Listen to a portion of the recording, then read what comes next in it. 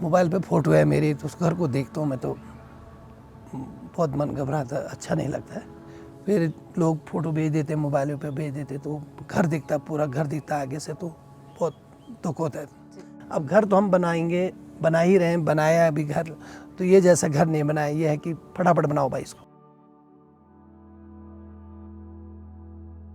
कि मेरा भरपूर परिवार जब आता था गर्मियों में, ननद, देवर, बच्चे, बेटियां, दामाद सारे आते थे, तो हम एक साथ बैठ के खाना खाते।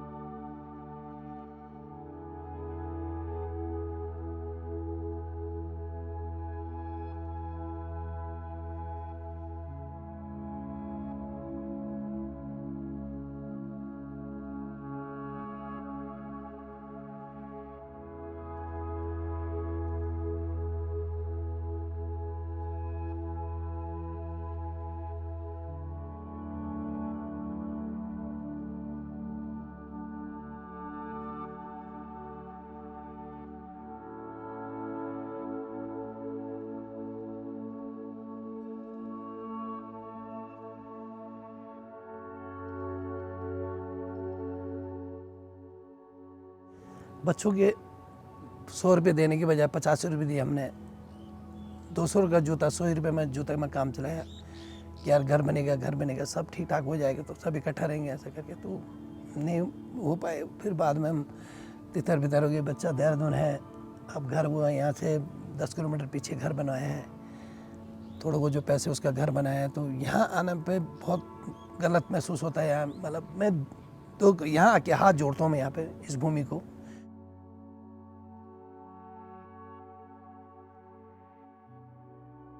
तीन जनवरी को जो इसमें क्रैक्स आए हैं, उसके बाद हम बहुत परेशान हैं और हमको शासन प्रशासन ने बिल्कुल ये कह दिया था कि आप काम हम कुछ नहीं करेंगे। मेरा तो दुकानदारी भी बिल्कुल बंद है।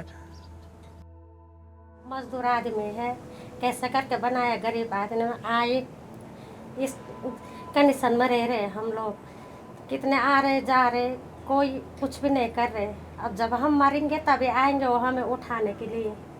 इतना टूट फूट हो गया घर में, कोई पूछने वाला कौन है, कोई नहीं है। डर तो लगती है, जब यहाँ रहते थे बारिश होती थी तो डर तो लगता था यहाँ, क्यों बच्चे छोटे थे मेरे, तो इसलिए लोग ने कहा यहाँ मत रहो मत रहो, तो इसलिए छोड़ना पड़ा ये मकान। यहाँ ज़्यादा टाइम नहीं रुक, बहुत वो होता है यहाँ पे आके ना। फिर लोग फ़ोटो भेज देते, मोबाइलों पे भेज देते, तो घर दिखता, पूरा घर दिखता आगे से, तो बहुत दुख होता है। अब घर तो हम बनाएंगे, बना ही रहे हैं, बनाया है अभी घर, तो ये जैसा घर नहीं बनाया, ये है कि फटाफट बनाओ भाई इसको, ये टिंट पड़ा जो घर के सामान से इसको अंदर डालो।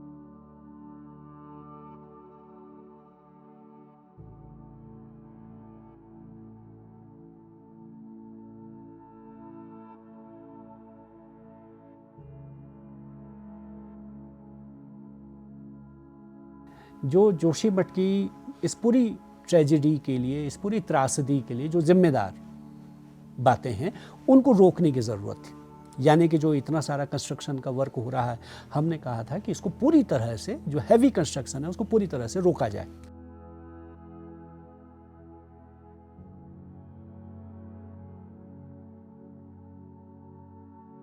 कोई भी रिहैबिलिटेशन प्लान करने से पहले हमारे ही देश का, इसी देश की संसद ने पास किया है वो जो रिहैबिलिटेशन पॉलिसी है, नेशनल रिहैबिलिटेशन पॉलिसी 2007, उसके बाद 2013, और उसमें कहा गया है इस बात को कि आप जो है किसी भी शहर का, किसी भी जगह का जब रिहैबिलिटेशन करेंगे तो उससे पहले आपको उसका सोशल इम्पैक्ट असेसमेंट सर्वे करना होगा।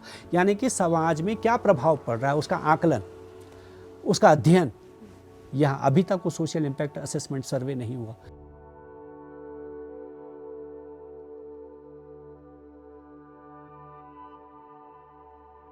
और जो जोशीमठ के मूल निवास है यहाँ के, उनके 100 नाली है, 200 नाली है, 300 नाली, गाय है, भैंसे, बछड़े, उनके जहाँ जहाँ सेफ जोन है वहाँ पे सरकार उनको जो है वहाँ पे सेटलमेंट करते हैं, और जो डेंजर जोन में उनका पेमेंट कर दिया जाए। हम शासन से यही कह रहे हैं, मगर जो है शासन प्रशासन भी यहाँ पे जो है पेमेंट किसी का ठीक ठाक किया, किसी का कम किया।